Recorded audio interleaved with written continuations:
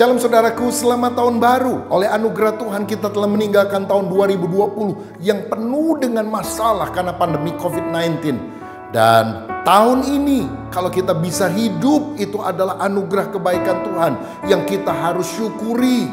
Bagaimana wujudnya? Salah satunya adalah dengan memberikan persembahan buah sulung, yaitu persembahan syukur karena kita merasakan kebaikan Tuhan.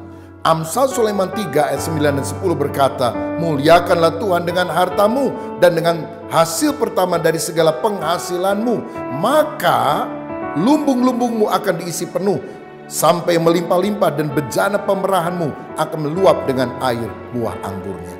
Kalau kita memberikan persembahan buah sulung dengan hati yang mengasihi Tuhan, Tuhan menjanjikan berkat jasmani bahkan berkat rohani kepada kita. Karena itu sepanjang bulan Januari ini disediakan amplop yang saudara bisa isi dengan persembahan buah sulung, atau kalau saudara menyaksikan secara online, lebih baik saudara memberikan persembahan melalui transfer ke nomor rekening yang tertera, dan biarlah berkat Tuhan selalu dilimpahkan dalam hidup saudara. Amin.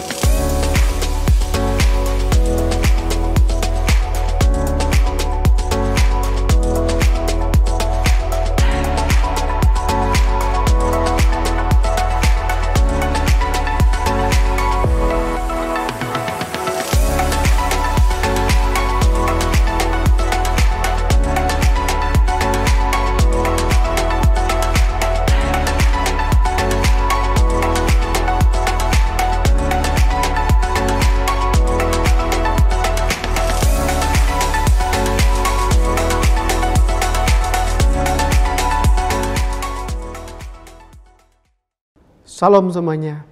Kita bersyukur hari ini kita kembali bisa berjumpa untuk melaksanakan ibadah kita.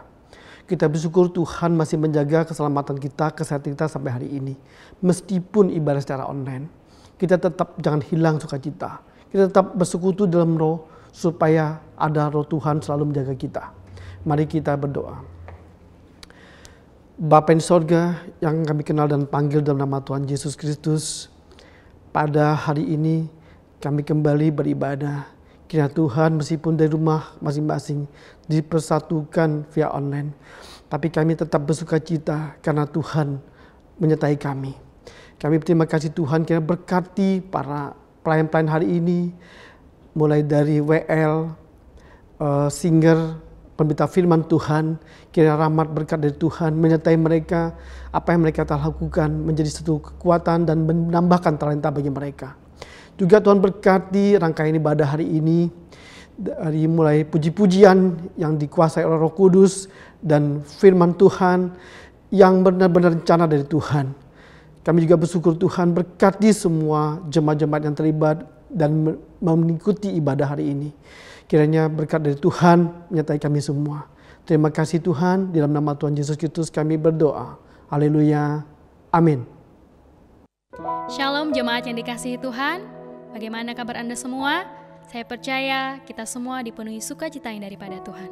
Mari dimanapun Bapak dan Ibu berada, kita mau sama-sama menyiapkan hati kita, mau teduhkan hati kita mau menyembah Tuhan.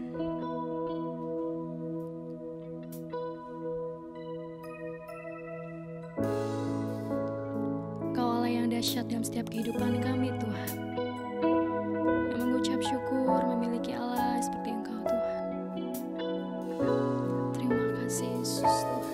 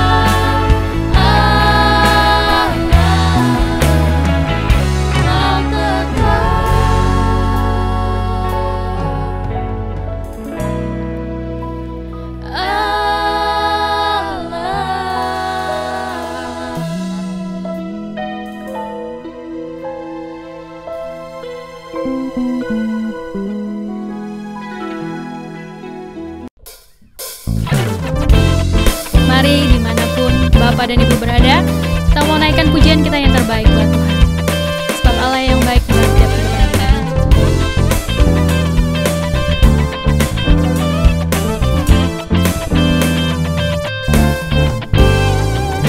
Masuk gerbangnya bersyukur dengan penuh pujian, bersuka di hadiratnya, nyanyi bersakat agung namanya, pujian tiuplah sangkakala, musik dan tarian, semua makhluk di bumi di surga dengan senang hati naikkan pujian.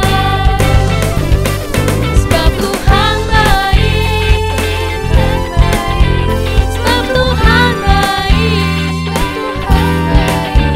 sebab Tuhan baik, anugerahnya kekal selamanya.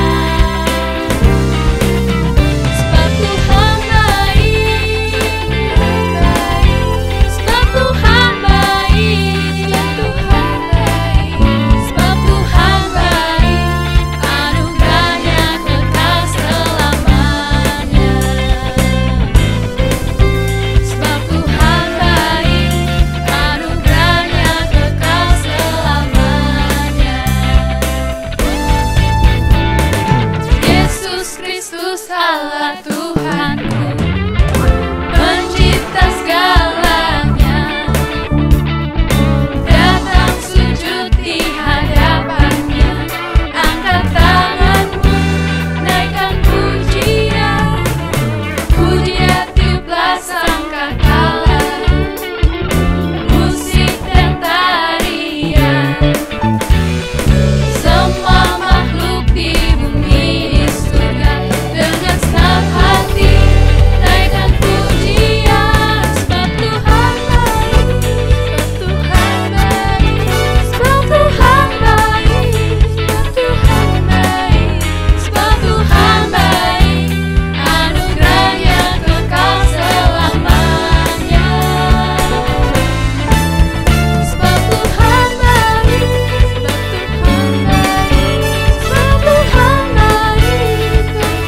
baik, sebab Tuhan baik, anugerahnya kekal selamanya. Sebab Tuhan baik, anugerahnya kekal selamanya. Sebab Tuhan baik, Yang merasakan kebaikan Tuhan, mari tepuk tangan. Tuhan baik, sebab Tuhan baik, sebab Tuhan baik, anugerahnya kekal selamanya. Sebab Tuhan baik, sebab Tuhan baik, sebab Tuhan baik, sebab Tuhan baik, sebab Tuhan baik, anugerahnya kekal selamanya. Sebab Tuhan baik, sebab Tuhan baik, sebab Tuhan baik, anugerahnya kekal selamanya. Sebab Tuhan baik, sebab Tuhan baik, sebab Tuhan baik, anugerahnya kekal selamanya. Sebab Tuhan baik, anugerahnya kekal selamanya. Sebab Tuhan baik, anugerahnya kekal selamanya. Haleluya.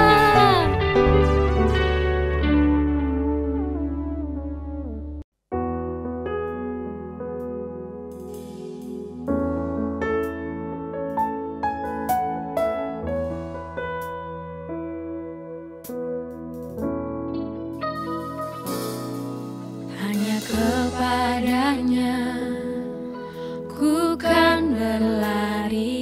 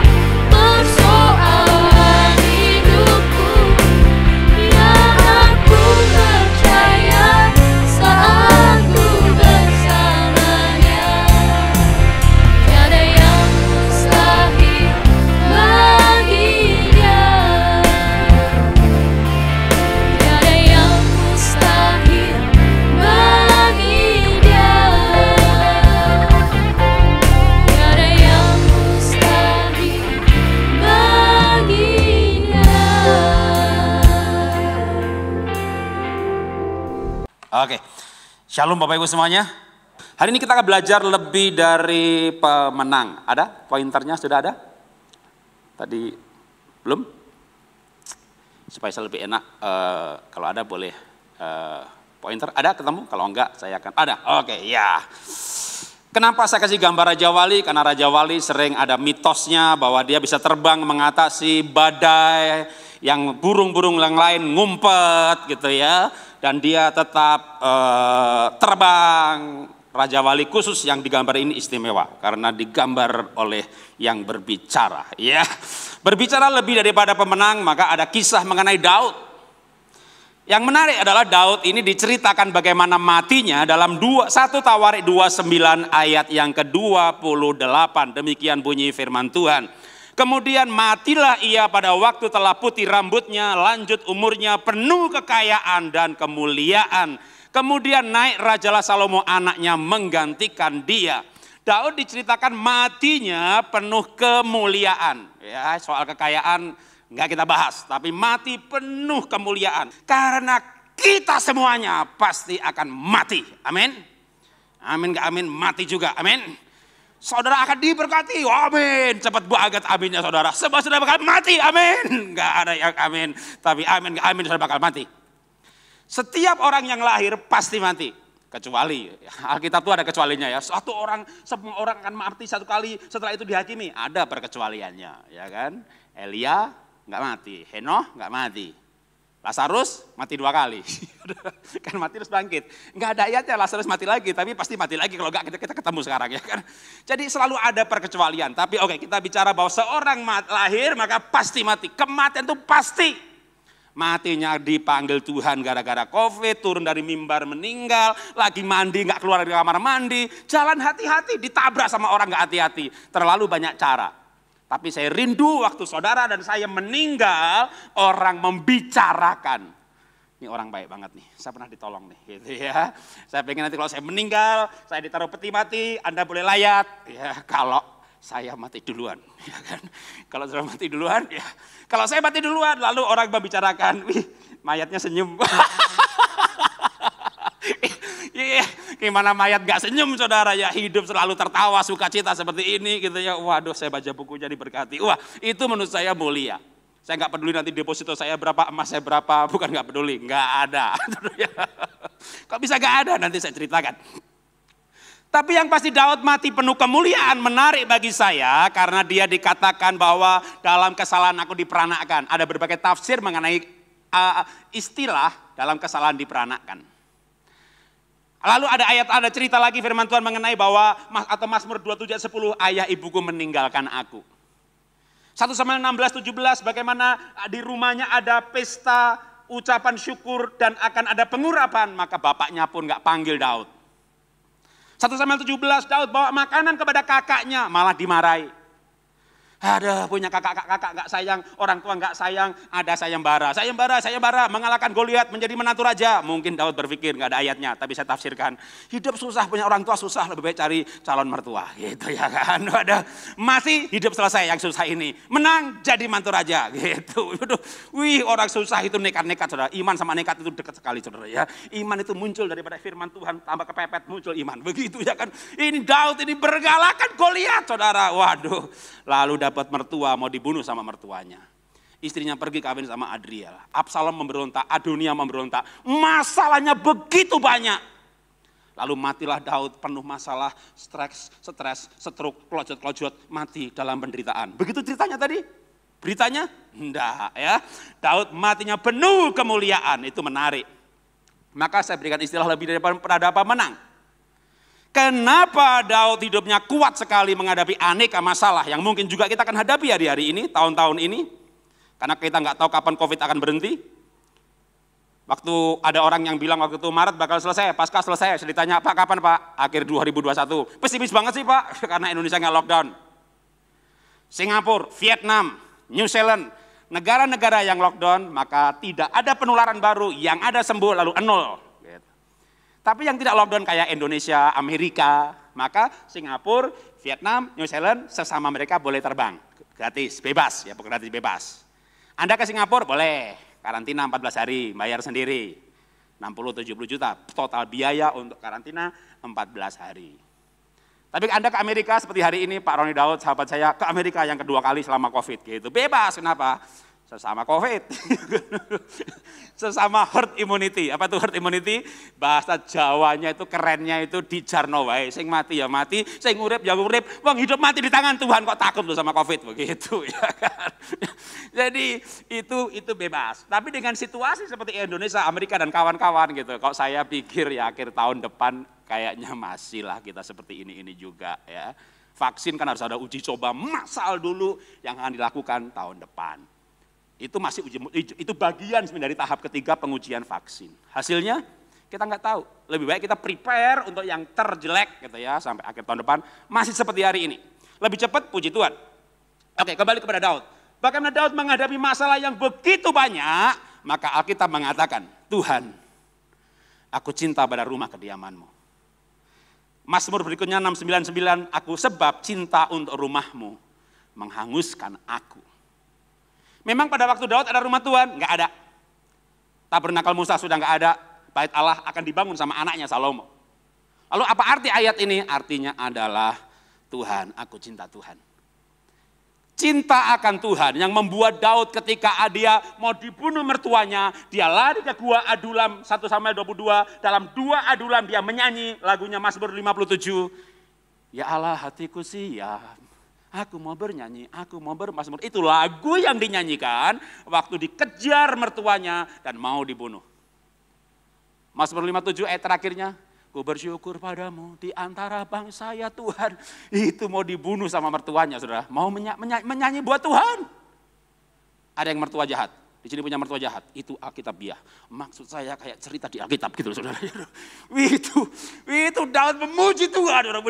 Dia lebih dari apa menang. Menghadapi musuh mah gampang. Menghadapi tukang tagih mah gampang. Ketemu seminggu sekali, 2 bulan sekali. Menghadapi mertua saudara. Ada di sini yang tinggal sama mertua. Beberapa mertuanya baik ya. Itu tidak Alkitabiah. Alkitabiah dong Pak, betul. Kayak Ruth dan Naomi ya. Jadi yang jahat ada, yang baik ada. Menghadapi masalah apa sih hari-hari ini? 3-4 tahun lalu kita googling atau seminar atau workshop, di mana-mana temanya adalah millennial kills everything.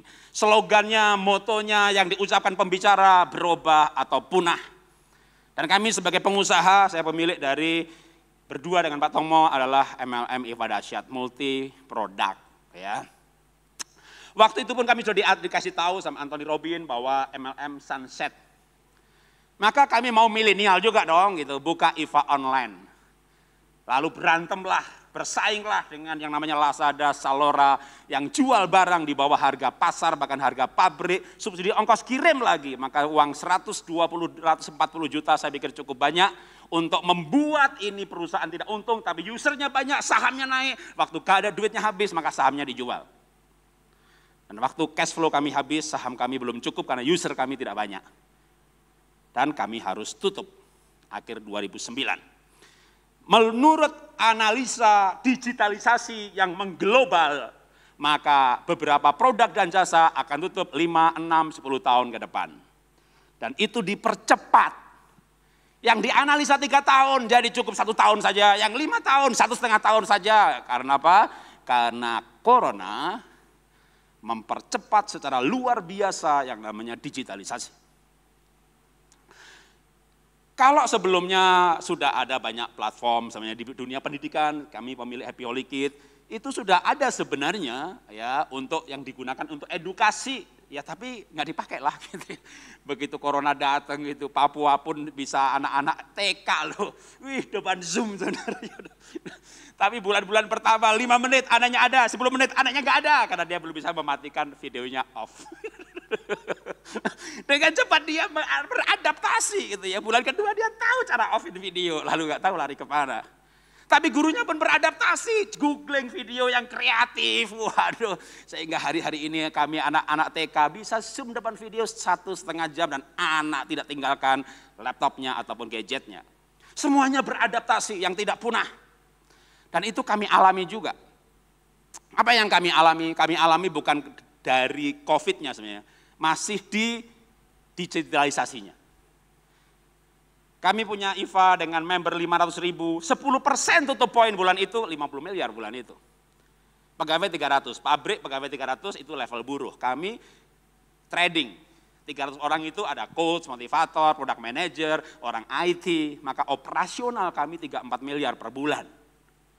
Dan dari digitalisasi bersaing dengan para platform, maka MLM dari 40-50 sebulan turun sampai sama dengan biaya operasional. Itu udah 2018. Selama 2 tahun kami bergumul karena apa? Karena dari mulai sama dengan biaya operasional sampai berlebih kecil dari biaya operasional, omset tinggal 10%-nya. Mulailah PHK, demo buruh, serikat buruh. Itu nggak gampang tuh pergumulan seperti itu. Sampai harusnya mengambil keputusan tutup dalam keadaan saldo perusahaan minus. Jual beberapa aset dan saya bilang sama kongsi saya. Kita harus menutup perusahaan ini dengan cara yang mulia. Bayar pesangon sesuai dengan peraturan dan bayar semua supplier. Jual aset jika diperlukan dan akhirnya jual aset beneran. Saya dulu bermimpi mewariskan perusahaan ini kepada anak, bisa pensiun di Swiss atau di New Zealand, begitu. Akhirnya pensiun tanpa perusahaan, tanpa deposito, tanpa saldo. Ya, wah masih mending dah gitu ya, lumayan lah. Begitu bulan Maret saya kena demam nggak habis-habis, batuk nggak hilang-hilang, boleh hilang rasa, pemerintah belum mengumumkan kalau perawatannya gratis. Maka saya pikir Tuhan aku nggak mau ke rumah sakit, ambil keputusan sendiri, isolasi mandiri, begitu 21 hari, semua batal, jadwal dibatalkan. Itu belum PSBB. Karena makan tuh gak ada rasanya. Anak saya kan di Singapura, diinform terus gejalanya begitu. Aduh. Beberapa hari yang lalu saya melayani di Full Gospel, lewat Zoom juga. Waktu saya kesaksian bahwa kerugian kami melebihi daripada 100 miliar, beberapa pengusaha itu ketawa. Dan akhirnya mereka chatting pribadi, Pak Jarod hari ini saya bisa tertawa Pak, bersuka cita. Saya udah berbulan-bulan Pak gak bisa ketawa. Lah kenapa Pak? Karena saya dengar Pak Jarod ruginya lebih banyak. Penderitaanku penghiburan bagimu. Zaman gereja mula-mula, jemaat dipukuli, digebuk, di penjara. Paulus mengalami penderitaan lebih daripada mereka semuanya. Dan Paulus menulis surat, penderitaanku penghiburan bagimu. Saya baru ngerti ayat itu sekarang. Oh Tuhan, kau bikin aku menderita lebih daripada yang lain. Demo buruh, pesangon, duit habis. Dalam keadaan duit habis, kena COVID. Saya gak tahu kena COVID, saya gak tes, saya gak bisa kesaksian kena COVID. Cuma gejalanya sama gitu ya. Sampai hilang rasa. Belum sampai sesak nafas. Tapi saya berani berkata kepada saudara, proses penutupan usaha saya mulai kerugiannya itu 2 tahun lalu. Cari di Facebook, cari di Instagram, saya orang yang rajin tiap hari posting update. Ada nggak wajah saya lagi sedih? Stres? Nggak ada. Kenapa nggak ada? Penuh sukacita, penuh semangat? Enggak. Waktu sedih nggak diupload. Waktu sedih, waktu nangis masuk kamar saudara ya. Tapi apa yang harus saya mau ajarkan menghadapi situasi seperti ini. Saya berharap saudara usahanya rumah sakit, klinik kesehatan. Di mana kemarin saya belum ke sini, ada peraturan berubah-ubah. Tesnya antigen begitu, yang antri 60. Wih saya mau pulang udah sampai 100 lebih. Wih 100 kali 250 ribu. Itu satu hari berapa ratus juta ini. Bisnis bagus ini gitu ya. Saya sejak bulan Mei melukis. Orang Denpasar tiap bulan saudara beli lukisan saya. Loh 10-15 juta loh saudara, tiap bulan dia beli. Akhirnya saya bertanya juga, maaf Pak saya tanya pribadi Pak. Bapak usahanya apa sih? Apotek Pak, oh pantas. Jadi ternyata hari-hari ini gak semuanya kena dampak negatif saudara. Yang jual kesehatan, obat, vitamin, pengiriman barang, yang punya Zoom. Tapi kalau seandainya, maafkan saya saudara juga terkena dampak seperti yang saya alami. Apa yang saya mau ajarkan? Filipi 4 ayat 11. Kukatakan ini bukanlah karena kekurangan. Kalau saya betul-betul sempat kekurangan gitu ya, tapi sekarang melimpah juga. Sebab aku telah belajar mencukupkan diri. Hari-hari ini secara umum kecuali yang usahanya istimewa diberkati Tuhan bahkan berlipat ganda hari ini. Restoran-restoran ternama yang legendaris tutup semuanya karena mereka di restoran ataupun di mall. Tapi anaknya buka platform, bukan platform sih, ya dijual online saja dengan Instagram. Jalan loh gitu ya, emang waktunya regenerasi. Yang tua harus mati, anaknya harus hidup. Orang tua nggak bisa mengandalkan pengalamannya zaman dulu. Dan mungkin harus berkata pada anak, aku butuh kamu. Tapi kalau kita terkena dampaknya, maka esensi yang pertama, cukupkan yang ada. Kenapa? Karena Ibrani 13:5 menambahkan, cukuplah dirimu dengan apa yang ada padamu, dampaknya apa kalau kita mencukupkan? Akibatnya apa? Allah telah berfirman, aku sekali-kali tidak akan membiarkan engkau dan aku sekali-kali tidak akan meninggalkan engkau. Saudara nggak bisa mencukupkan dengan yang ada, utang sana utang sini, Tuhan biarkan, Tuhan tinggalkan. Anda mencukupkan, Tuhan tidak tinggalkan, Tuhan tidak biarkan. Sesederhana itu logikanya, karena memang begitu ayatnya, jika maka, jika maka. Tapi bagaimana mencukupkan, Pak? Berapapun dicukupkan cukup. Kenapa? Karena hidup ini murah, yang mahal itu gengsinya. Istri saya ngajak ke mall, kamu tuh pembicara, hamba Tuhan, pengusaha lagi. Nih batik nih, wih tak lihat 45 juta saudara. Kenapa? Sutra saudara, wih 45 juta. Aku ke Tanah Abang dapat 10. 3 juta dapat 10 saudara. Nih, keren gak? Keren gak? Bilang enggak, aku gak datang lagi loh. Yakin aja makanya pakai badik 300 ribuan naik mimbar, masuk Metro TV gitu. Nggak ada tuh yang nggak ngundang saya lagi gara-gara itu. Tapi ada yang memang belum ngundang, nggak jadi ngundang. Kenapa? Di googling saya kan lihat Instagram, modelnya Pak Lurah. Saya punya teman hamba Tuhan, jemaatnya ribuan. Dia berteman dengan gembala lain yang juga jemaatnya ribuan. Itu gembala ini bilang sama gembala yang lain itu, Pak itu Pak Jarod khotbahnya bagus soal keluarga. Tahu nggak jawabannya? Ini teman saya cerita jujur sama saya. Rod, kamu tuh gak diundang, kenapa? Gayamu gak milenial. Jemaat kami ini lulusan luar negeri, jemaat kami ini orang-orang yang berkati, mereka punya ekspektasi gitu. Tapi khotbah keluarganya bagus, ya aku cari khotbah yang bagus, tapi yang gayanya keren. Ternyata saya tidak keren, kata mereka. Apa peduli kata orang, saudara? Dulu waktu saya diberkati luar biasa dengan omset puluhan miliar tiap bulan saja saya sederhana, apalagi sekarang gak ada omset. Jadi kalau orang turun gaya itu susah, saya nggak perlu turun, dari dulu gayanya begini. Tapi maksud saya hidup itu murah, yang mahal itu gengsinya. Minum kopi di kafe ya 40 ribu. Waduh, beli kopi dari Lampung, Gayo, ATS di Kalang, Bali, asli, tubruk asli, nggak dicampur. Sil yang bagus per 200 gram supaya uapnya nggak keluar, jangan per kilo gitu ya.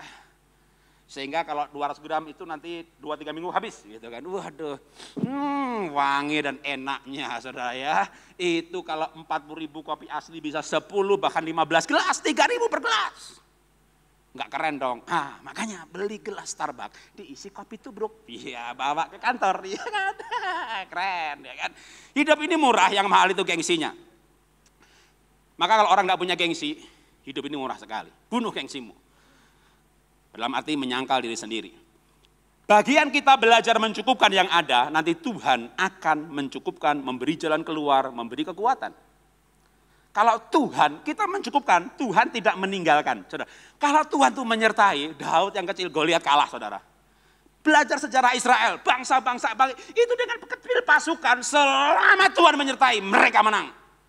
Tapi begitu mereka ada kesalahan, Tuhan gak menyertai, kalah saudara, kalah. Kalau melebihi daripada pemenang, maka yang penting bukan kitanya. Siapa yang menyertai kita? Kalau siapa yang menyertai kita ini lebih dari siapapun di muka bumi ini. Siapa yang mengalahkan kita? Tapi dia minta cuma satu, ya beberapa syarat ya. Hari ini cukupkan dengan yang ada. Kalau kita mencukupkan, dia memberi jalan keluar. Saya tidak mau terlalu optimis untuk menjanjikan saudara bahwa tahun baru Covid berhenti, Paskah nanti berhenti, Natal nanti berhenti. Saya nggak mau bernubuat yang berandai-andai. Kita hadapi realita kenyataan. Saya juga nggak berandai-andai, oh ini 66, ini konspirasi, ini apa dah, ini fakta de facto. Wah ini kayak di Nineveh itu kalau bertobat nanti Covid-nya habis gitu. Memangnya Vietnam ada pertobatan? Ini virus ya virus, hadapi dengan cara-cara yang memang saat ini seperti ini. Memang ada juga wabah yang karena dosa. Ada orang sakit karena dosa. Makan lombok kebanyakan, ya itu namanya nggak penguasaan diri, lalu sakit, ya minta ampun sama Tuhan, diampuni sembuh gitu kan. Jangan nyalahkan yang lain, dalam nama Yesus, setan, roh mencret keluar lu. Anda yang makan lombok kebanyakan, roh mencret disalahkan. Setan kumpul lu, kita kumpul-kumpul kenapa? Masa kita didakwa nih, fitnah itu, dia yang nggak penguasa diri, kita disebut roh mencret. Udah yuk kita hajar dia, tunggu dia anak Tuhan, minta izin dulu. Waduh, itu zaman Ayub itu iblis menghadap Tuhan. Tuhan izinkan aku jamah itu, aku dibilang roh mencret. Gitu. Ini buktinya Tuhan, dia yang salah. Tuhan lihat buktinya, udah serahkan dalam tanganmu. Habis saudara nanti dihajar sama roh mencret ya kan. Ada sakit karena dosa. Tapi ada juga sakit karena bukan hal, nggak tahu dosa apa enggak. Karena itu bagian kita adalah hidup benar di hadapan Tuhan. Nah, saya nggak tahu COVID ini kapan berhenti, tapi kita siasati saja. Apapun yang terjadi, kita siap. Pertama tadi, belajar mencukupkan. Yang kedua, ada ayat yang saya mau ambil esensinya. Tangan yang lamban menjadikan miskin, tapi tangan yang rajin menjadikan kaya. Berarti harus rajin. Ya, rajin. Yang kedua, Mazmur 1 ayat 3. Ia seperti pohon yang ditanam tepi aliran air, menghasilkan buah pada musimnya, tidak layu daunnya, gitu ya. Apa saja yang diperbuatnya berhasil. Kenapa apa saja bisa berhasil? Karena yang menyertai tadi yang luar biasa. Selama Tuhan menyertai, karena kita mencukupkan, maka apapun yang kita lakukan akan berhasil. Oke. Sebelum penyertaan, sekarang saya berikan soal apa saja dulu ya. Apa saja itu dalam arti rendah hati mau melakukan apa saja. Nggak usah bangga dengan masa dulu. Pak, saya ini dulu direktur bank, Pak, lalu kena pengurangan pegawai, saya di PHK lebih awal. Saya dulu manajer di pabrik, Pak, pabriknya gara-gara COVID, lalu usahanya tutup. Dulu ya dulu. Dulu manajer, dulu direktur, oke itu dulu. Yang lama berlalu. Sekarang pengangguran. Udah, mulai dari situ aja. Namanya pengangguran harus mau melakukan apa saja. Saya punya sepupu, suaminya manajer bank BRI, di program pensiun lebih dini. Lalu dikasih pekerjaan training, nah, hidup dia. COVID datang, trainingnya berhenti. Nah lo mau makan apa lo? Maka istri yang selama ini nggak terlalu berfungsi, ya, kurang, jualan sambal. Pak ordernya banyak Pak, gitu. Mau bantu nggak kirim sambal ya kan? Dan sepupu saya bilang, suami saya baik Mas. Walaupun dia mantan manajer bank, ini mau nganter-nganter sambal. Oh, itu namanya mau melakukan apa saja. Nggak usah bilang, aku nih manajer, masa nganter sambal. Oh, manajer itu dulu Pak, dulu.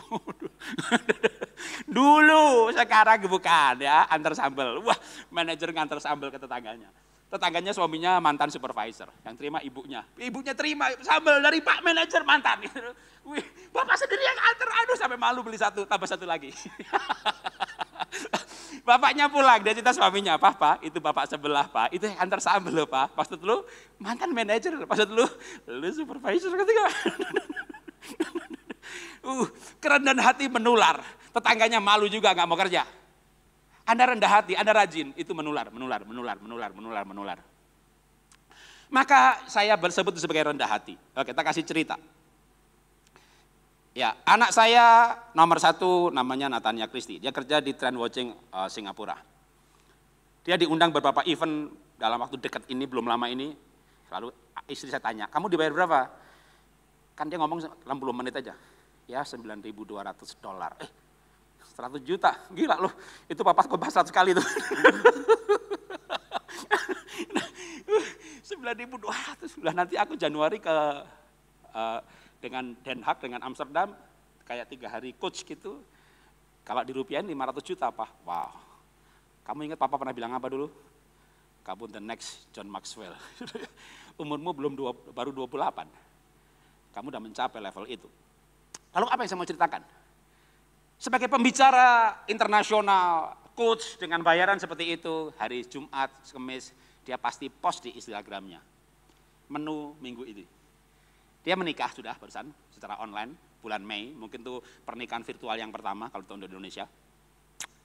Lalu setelah menikah dia harus masak dong buat suami istri, dan suami juga pintar masak. Jadi masak buat berdua, dia punya ide. Kenapa yang nggak dimasak minggu nanti, pre-order dijual ke yang lain. Gitu. Jadi minggu depan soto, minggu depan gado-gado, minggu nanti rawon gitu. Banyak yang beli, ada 10, 20, 30 gitu. Lu bicara dapat $9.000 masih jualan rawon. Itu satu porsi dapat berapa gitu. Ya $5 Pak, lumayan dapat karena 20 dapat 30 porsi gitu. Oke. Daripada nganggur melakukan apa? Nggak nganggur banget sih, karena perusahaannya mem-PHK banyak orang. Lalu dia dipertahankan, malah dinaikkan gajinya. Aduh, di tengah situasi begini anak malah naik gaji. Itu pun masih mau lagi jualan rawon. Maka saya mau inspirasi saudara. Yang nggak di PHK-nya jualan rawon. Lakukan apa saja. Ya, Apa saja Anda bisa jualan. Kenapa? Kenapa saya yang ceritakan makanan? Karena orang nggak mungkin puasa makan. Ya bolehlah puasa makan 40 hari tapi asal minum gitu ya kan. Nggak mati dia. Tapi nggak banyak orang sampai puasa 40 hari nggak makan. Paling 3 hari puasa Esther. Artinya mau ada COVID, nggak ada COVID, orang makan jalan terus. Maka jualan aja makanan. Margin kecil dong Pak. Ya mungkin snack lebih gede marginnya. Tapi kan saya nggak punya Pak, saya nggak punya makanan. Untuk jualan tuh nggak perlu punya. Saya punya teman di Kelapa Gading. Ibunya seorang marketing direktur. Pak bisa endorse anak saya Pak, anak saya jualan durian. Punya kebun? Enggak sih, lah kok jualan? Untuk jualan itu enggak perlu punya. Punya orang lain aja dijual. Pergi ke toko buah ya kan, jangan yang raja buah segala macam, dia pasti punya apps juga, punya Instagram juga ya, abang-abang. Bang ini durian apa? Montong, ini apa durian Petro. Kalau 100 gram tanpa kulit berapa? Segini, aku beli 3 macam ya. Ini 3 macam ya. Oke, aku beli ya. Aku bantu jualan ya gitu. Jual 100.000, dibeli 100.000, jual 110.000. Plus ongkos kirim, naikin 10%. Sebelum pandemi dia punya gaji 5-6 juta. Lalu jualan durian tiap hari 30 bungkus, 40 bungkus. 13-14 juta. Dia bilang I love pandemi. Nggak punya durian, jualan durian punya orang lain dijual. Maka pulang dari sini jual tuh punya orang. Bukan berarti lu ambil motor orang dijual.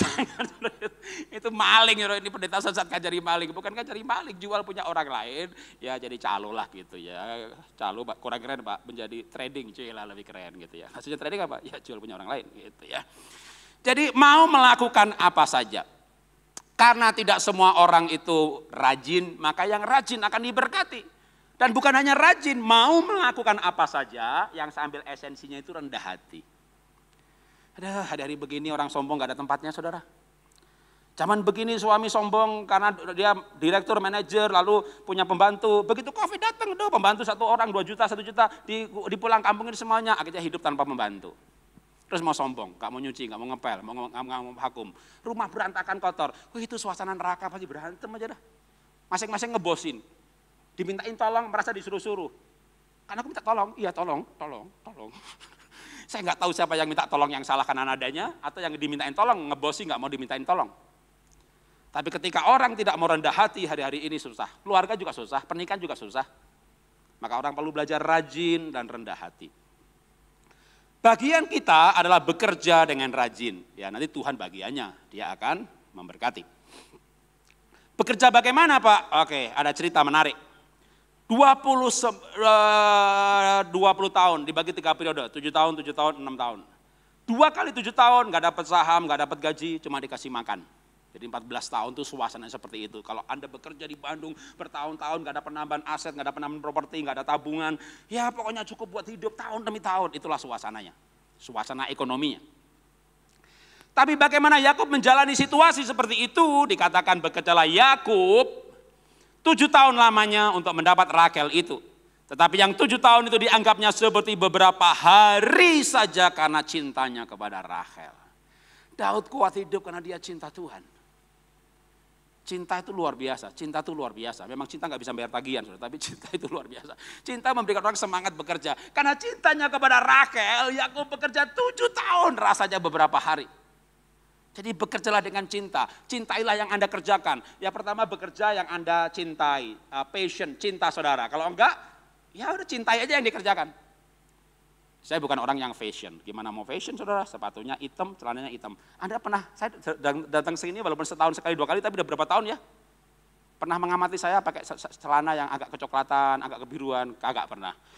Celana punya ini hitam, materialnya seperti ini, punya 4 biji. Kalau beli langsung 4. 1 dipakai, 1 dijemur, 1 disetrika, 1 di lemari. Muter terus 4 itu. Bentuknya sama, modelnya sama, jenisnya sama, mereknya sama. Sekali pakai cocok, udah beli itu lagi. Nanti kalau belel, beli 4 lagi, yang belel buang. 4 lagi. Jadi celananya hitam, sepatunya hitam, kaos kakinya hitam. Jadi saya nggak pernah mikir atas apa, bawah apa. Atasnya apa, masuk terus karena hitam. Saya tidak pernah buang energi di otak saya itu mikir soal apa, pakai atasnya apa, bawahnya. Itu energi terlalu besar bagi saya, percuma. Itulah bukan orang fashion. Ya kalau orang fashion itu kan atasnya ini, bawahnya ini, jasnya coklat, sepatunya pilih yang coklat. Aku sepatu juga cuma 1. Padahal IFA itu produksi jualannya sepatu. Gudang saya yang diatapi 2 hektar, halamannya 4 hektar. Itu sepatu berapa banyak? pabrik itu supaya saya beli, kasih sampel. Ukurannya berapa? 41 ukuran saya. Saya pakai? Enggak. Kok saya bilang, tuh sampel ukurannya sama dengan kamu. Enggak, kenapa? Jual aja.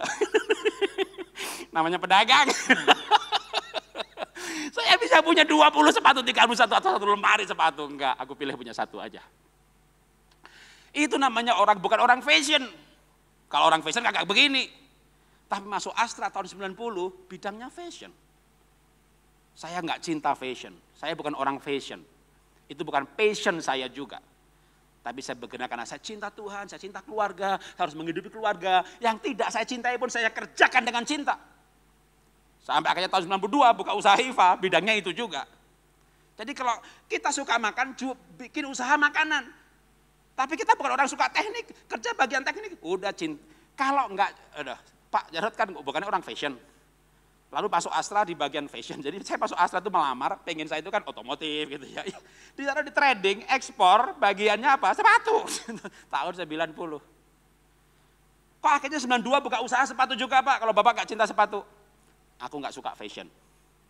Aku suka untungnya. Jadi Anda itu dagang apa saja, produknya gak usah dipikirin. Ya pikirin aja untungnya. Anda untungnya banyak, nah itu gak usah pakai teori passion. Apa itu sesuai hati, udah. Cinta itu untungnya, ya kan? Itu tips dari saya, sederhana saja. Tapi kalau mau sesuai dengan passion, boleh juga saya mau kesaksian sedikit. Ya, gambarnya banyak tapi ceritanya dikit. Jadi waktu saya usaha tutup tahun 2019 akhir. Jadi saya ini bukan karena COVID, tapi karena digitalisasi milenial. Jadi masuk 2020 dalam keadaan sudah bangkrut. Bahkan waktu anak saya terakhir itu untuk menyelesaikan kuliahnya, saya jual mobil. Karena betul-betul ya udah separah itu. Istri saya jangan tanya, namanya emas kalung udah habis semuanya. Kami tutup dalam keadaan yang ya kurang bagus gitu ya. Bahkan tanpa asuransi. Walaupun rumah saya pernah kebakaran, nggak diasuransi, kesehatan juga nggak diasuransi, makanya waktu sakit itu, gimana nih, tabungan kagak ada, asuransi kagak ada, ya udah asuransi mandiri aja, waduh, bangun tidur, ya makan buah-buahan, ya yang raw, jadi bukan yang suplemen, saya banyakin sebanyak mungkin yang raw, gitu ya, jam 10 mandi lalu berjemur, kayak burung aja udah, mandi berjemur. Kan saya piara unggas, udah jam 10 mereka berjemur juga rupanya. Lalu mau kerja apa gitu ya, saya di dompet saya itu ada kartu asuransi. Jadi saya sempat ikut ujian asuransi 2019. Tapi begitu dapet, mau mulai nawarin itu bingung deh. Gimana gue mau nawarin ya? Rumah saya nggak tak asuransi, mobil saya nggak tak asuransi, diri saya pun nggak saya asuransi. Mau saya jual asuransi. Saudara pakai boleh ya, saya bukan bilang nggak boleh ya. Coba diri saya ini terlalu radikal, maunya biar percaya Tuhan 100%. Rumah saya itu ke tahun 2009, ludes habis terbakar, kami sekeluarga keluar kota. Tidak diasuransi. Itu punya pengalaman begitu juga bagi bisnis renovasi nggak diasuransi sampai hari ini. Jangan diikuti dalam hal ini gitu ya. Tapi saya mau ceritakan itulah latar belakangnya. Terus saya mau apa ya, teman saya Pak Andef Nawawi. Udah Mas Rod, ikut aja dah sama saya jualan properti gitu. Aduh, mau nyoba ini nyoba itu akhirnya kayak nggak ada. Aku pensiun sebagai hamba Tuhan aja dah gitu dah. Tapi masa buka gereja, daftar sama ketua sinode. Bukan GBI Jakarta. Bukan panggilan saya. Saya tetap mau melayani Tuhan, tapi bukan gembala, ngajar ke sana kemari. Tapi untuk hidup saya tetap nggak mau hidup mengandalkan 100% dari pelayanan. Lalu saya ingat waktu saya miskin dulu. Waktu saya miskin dulu, sekolah, sambil kuliah, mulai dari SMA, SMP masih belajar. SMA, kuliah, saya itu melukis. Lalu begitu lulus kuliah, dapat gaji, dapat duit, ya nggak ngelukis lagi waktu lu ngelukis lu cari duit, sudah punya, apalagi usaha diberkati, lupa namanya ngelukis. Sampai semuanya bangkrut. Saya tuh sempat iseng-iseng apa ngelukis lagi ya, tapi udah berapa belas tahun nggak pernah ngelukis gitu ya. Lalu saya coba saudara, maka yang penting itu penyertaan Tuhan loh. Ternyata bakat itu nggak hilang loh. Talenta itu nggak hilang, cuma disimpan. Ada yang dapat 2 talenta, ada yang 5 talenta, ada yang 10 talenta, yang 1 yang disimpan. 2 jadi 4, 5 jadi 10. Tuhan tidak mempermasalahkan, punya 10, 5 atau 2. Tapi kembangkan. Waktu saya ingat itu kayak peneguhan, melukis lagi, begitu. Lalu saya coba melukis. Lalu saya post di Instagram. Maka menurut saya sebenarnya lukisan saya nggak bagus-bagus banget sih, ya oke-oke lah gitu ya. Maka yang penting itu kan penyertaan Tuhan. Ajaib loh saudara. Loh kalau jualan makanan kebutuhan pokok ya kan. Habis itu pendidikan sekunder. Baju dan kawan-kawan, tersier. Liburan dan lukisan itu kuarter atau kebutuhan keberapa loh. Itu begitu di-post saudara, 2-3 hari laku, di-post 2 hari 3 hari laku.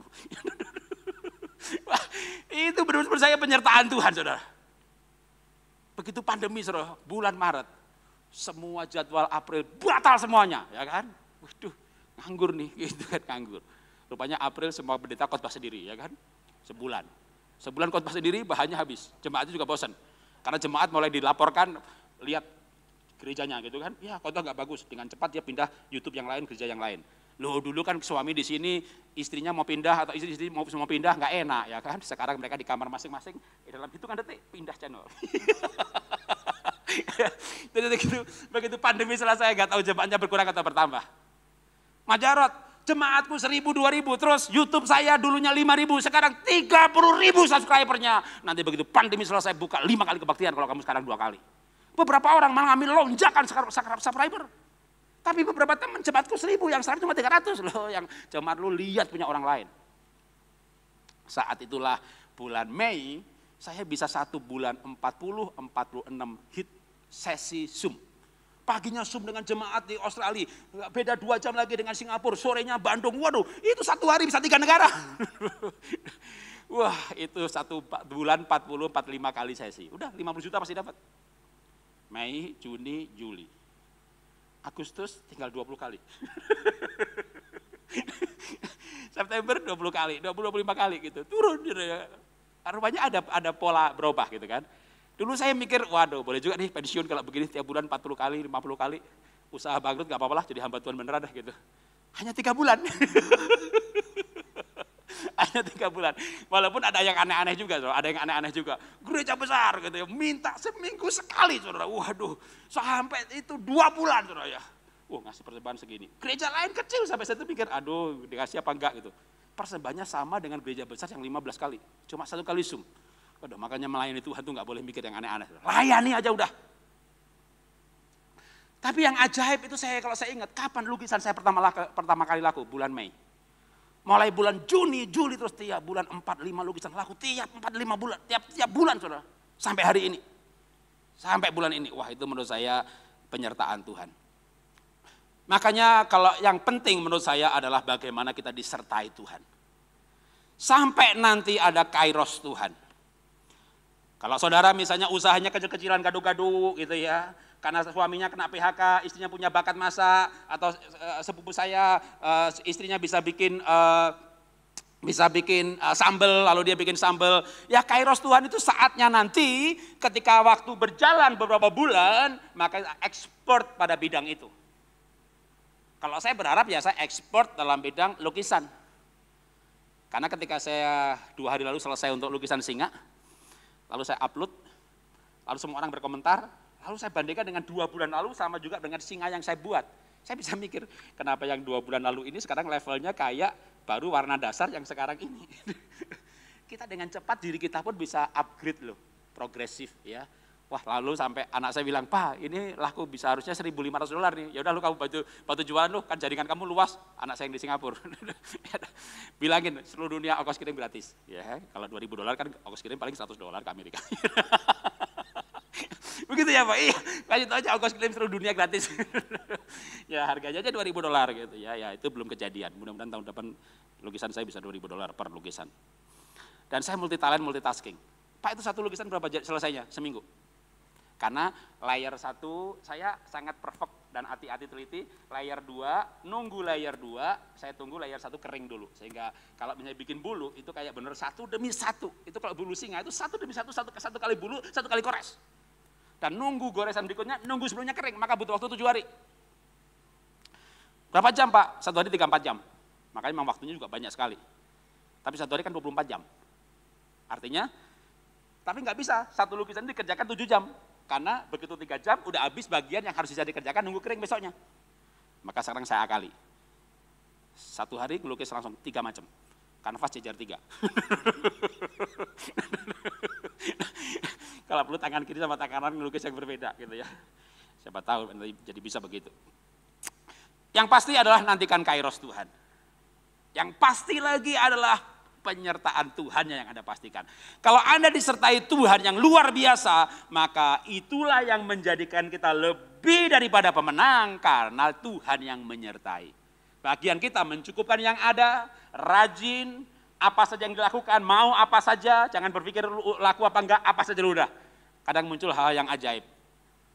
Jualan lukisannya laku, masa jualan beras enggak laku gitu. Marginnya kecil, jumlahnya yang banyak. Nah pokoknya apa yang Anda bisa lakukan. Tiap orang pasti melakukan apa itu berbeda-beda, nggak mungkin sama, nggak mungkin. Dan setiap orang pasti bisa melakukan sesuatu. Sehingga tibalah nanti bahwa Tuhan itu akan membuat semuanya indah pada waktunya. Amin.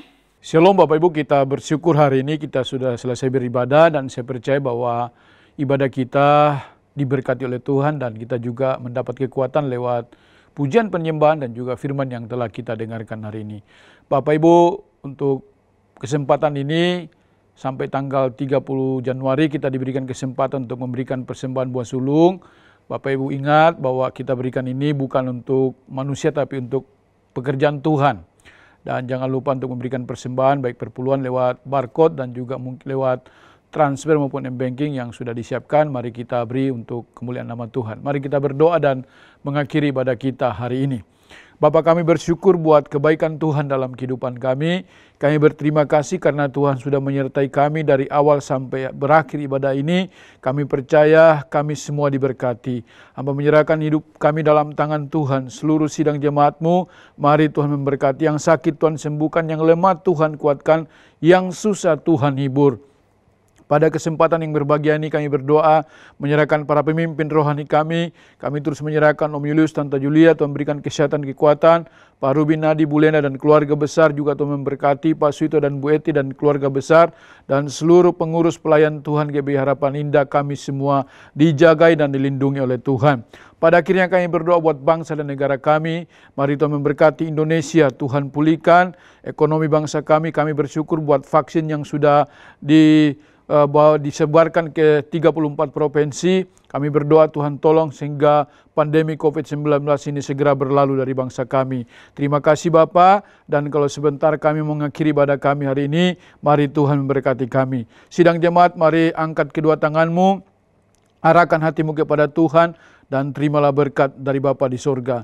Tuhan memberkati rumah tanggamu, Tuhan memberkati pekerjaanmu, Tuhan memberkati keuanganmu, Tuhan memberkati kesehatanmu, dan Tuhan memberkati pertumbuhan rohanimu. Sekarang terimalah berkat daripada Allah Bapa, cinta kasih dalam Tuhan Yesus Kristus, dan melalui persekutuan yang indah dalam kuat kuasa Roh Kudus, tinggal tetap menyertai kita mulai hari ini sampai Maranatha, Yesus Kristus datang pada kali yang kedua. Yang percaya dan sudah diberkati Tuhan, mari katakan bersama, amin. Shalom, Tuhan Yesus memberkati kita semuanya.